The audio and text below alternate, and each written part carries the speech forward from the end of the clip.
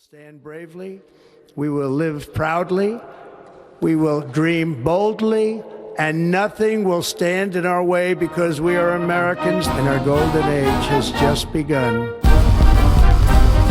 These are the kind of scenes that we're seeing, again, not just here in Philadelphia, but all across the country today. Now to the urgent manhunt for the killer of the United Healthcare CEO. Newark's mayor spent several hours in custody after being arrested at the ICE detention center at Delaney Hall. I just got my new passport in the mail, and they changed the gender to male because of Donald Trump. I remember who I used to be. It sort of felt like an accident. I mean, it wasn't. I chose to go to Berlin when I was 19 to study with the composer Samuel Adler. But it could have been any city, anywhere, and I probably still would have gone. Berlin itself felt coincidental. But then it started to feel like home. In mid-February, I submitted my documents for German citizenship. I'm now 30, and I've been living here for most of my adult life. And though the timing might seem, well, intentional, it really wasn't. But I still noticed it. I noticed in 2015 how my German then-boyfriend spoke about Donald Trump, how he hated him but seemed to support similar ideas when they were rebranded by the Alternative für Deutschland, the then-new far-right party. I watched him be radicalized before I knew what alt-right meant, and while I was trying to fix him, he was trying to break me, and only one of us succeeded. I remember moving back to the US after that, not sure how to put myself back together again. Just before finishing my bachelor's degree, I met John, the man who is now my husband. And after he said he would support me moving back to Berlin, I proposed to him a week later and went back in August of 2018. Berlin is a city of contradictions, a city of unification and of division, a city with a horrific, hopeless history, but yet the Berlin I knew of the 2010s, it felt hopeful. And as I taught myself German, as I learned about the queer 1920s, the beginnings of modern trans healthcare, and I fell in love with German pop music, I learned that that hope had been there 100 years ago as well, despite everything that came after. And with distance, I started to see the US clearer. I could see that things I was once told were just facts of life, like having health insurance tied to employment, actually weren't. I've heard some people say the new American dream is leaving, but instead, I feel like I just woke up. I already began undoing what I was taught, learning that the US I was told about growing up never existed, that the history of the country is bloody, unforgiving, and also unreconciled. But it took speaking with friends from East Germany in German for me to actually understand a perspective that wasn't filtered through an American perspective, news source, or website. And one day while I was walking to a doctor's appointment in Prenzlauer Berg, I was surprised to find a street dedicated to Paul Robeson, who I knew as one of the first Black celebrities in the US known for his singing, acting, and anti-racist activism. But then I learned that in East Germany, he was celebrated as the Verkörperung des anderen Amerika, and the same socialist associations that got him intense scrutiny from the US government helped him find a second home in the Soviet bloc, as was the case with other Black US Americans at the time as well. Could I be allowed to read from my statement? Will you just tell this committee, please, while under oath, Mr. Robeson, the communists who participated in the preparation of that statement? Oh, please. The reason I'm here today, from the mouth of the State Department itself, is I should not be allowed to travel because I have struggled for the independence of the colonial peoples of Africa. The other reason I'm here today, again, from the State Department and from the record of the Court of Appeals, is that when I am abroad, I speak out against injustices against the Negro people in this land. That is why I'm here. I'm not being tried for whether I'm a communist. I'm being tried for fighting for the rights of my people, who are still second-class citizens in this country, in this United States of America. My mother was born in your state, and my mother was a Quaker. My ancestors, in the time of Washington, baked bread for George Washington's troops when they crossed the Delaware. My father was a slave. I stand here struggling for the rights of my people to be full citizens in this country. And we are not. We are not in Mississippi. We are not in Montgomery, Alabama. We are not in Washington. We are nowhere. And that is why I'm here today. Berlin has helped me learn about parts of US history I didn't know about before, but I'd be lying if I said that the only reason I moved here was to embrace perspectives that were new to me. Truthfully, a big part of me felt like I was running away, but from what? I didn't quite know. but I had my suspicions.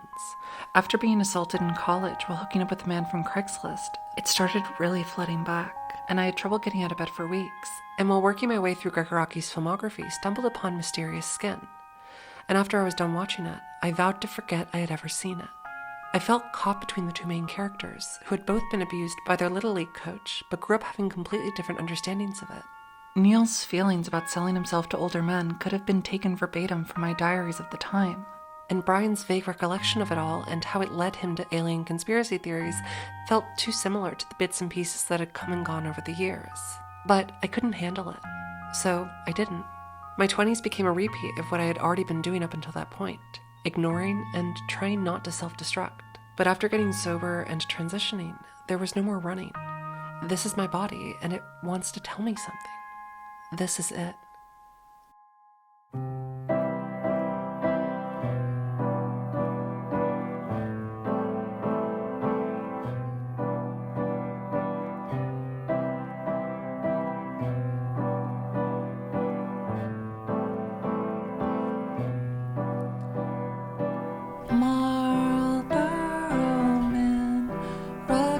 Jeans, uneven tan, lusty eyes, forceful grip.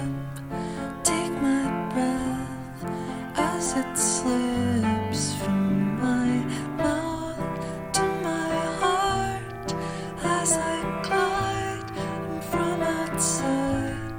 Different state, crossing lines, unaware of what is mine. Oh my God, I believe everything what I see.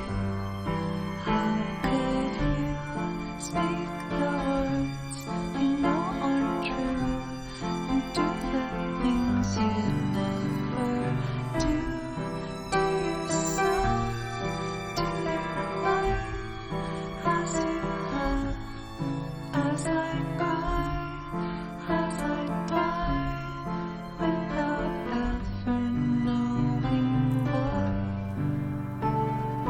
What kind of a man is he? I'm a guy who likes to work on my car. I like to take it apart and put it back together. I get to working on it and forget where I am, what time it is. I even forget to eat. You don't forget to smoke, though. I always smoke when I work. They go together. Why Marlboro? Well, it's a combination of things.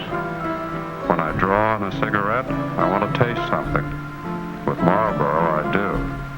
Yet it's got a filter that works. Then there's this flip-top box. So here I sit, shards of glass. This is it. Wondering if there's a piece I cannot see, or if it's all left up to me to move on, find a new way of life through the gaps, a broken past, a distant dream of what was left. Marlboro man, will you ever know what you've done?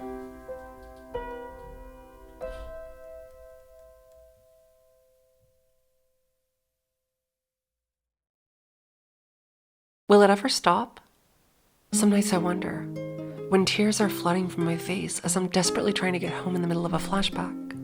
I wonder if the pain will ever go away, or if I'll ever be able to have sex again like I used to. Some days I can feel myself understanding that maybe healing isn't about getting rid of the wound. It's about getting to a point where it no longer controls your life. EMDR has helped a lot. So has DBT, and as I've started finding community with others who have been through similar things, I do feel less alone. But I still have trouble. I try going to support meetings only to run out crying. I try being intimate, but I can't. Sometimes I'm afraid of sleeping, of having nightmares about it. But then during the day, I can't shake the feeling that my own life is a nightmare that I can't wake up from. I think part of me doesn't want to accept that it wasn't just some fucked up movie I saw, but then another part of me has already accepted it and just wants to move on. But it's only been a few months since I remembered everything, and it still feels like I'm grieving, letting go of who I can no longer be so I can become someone else. Sometimes I wish I could go back to not knowing, but I know deep down that's also not true.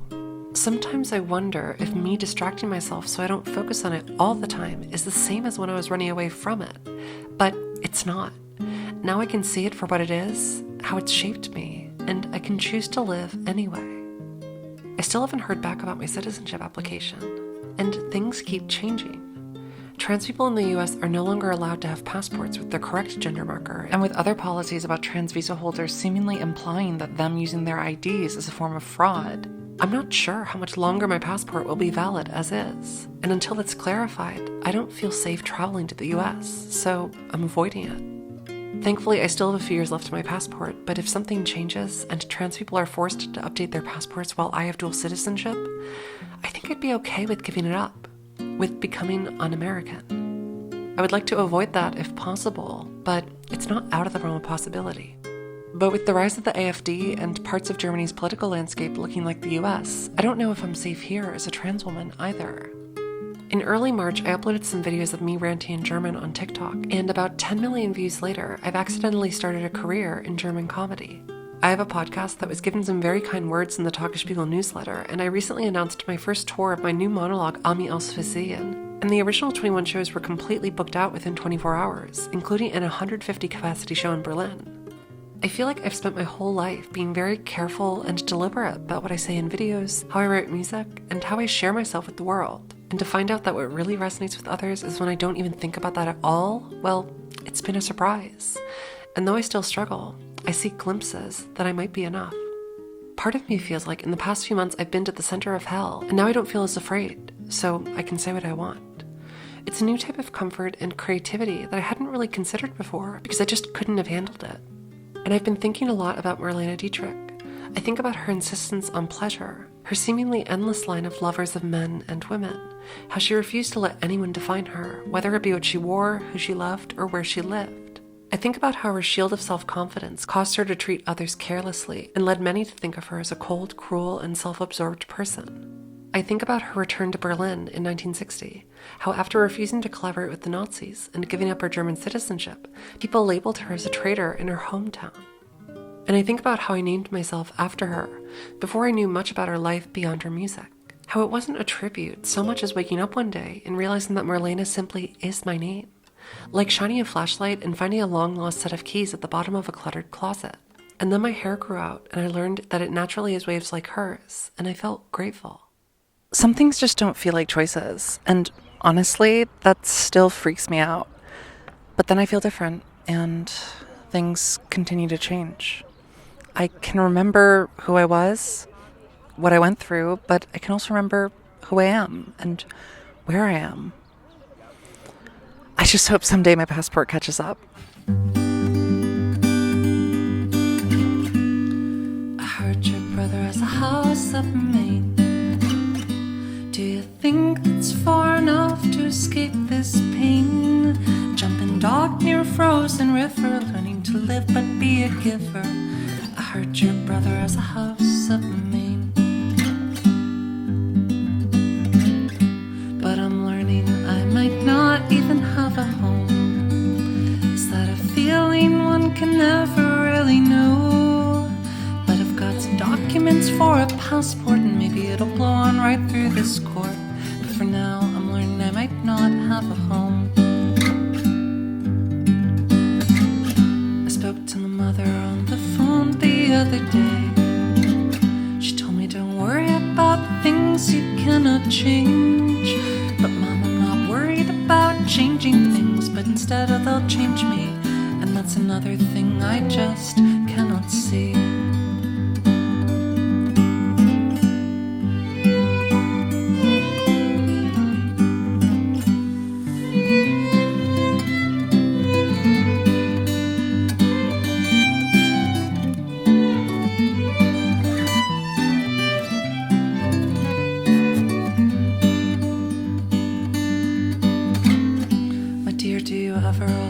Feel so very scared and wonder if the fear you're feeling isn't even there. If there there's a man destroying your past alone with a fleeting moment lost? Or is it wrong that I even asked? Is it wrong that I even ever asked? Look out the window, I see a different forecast.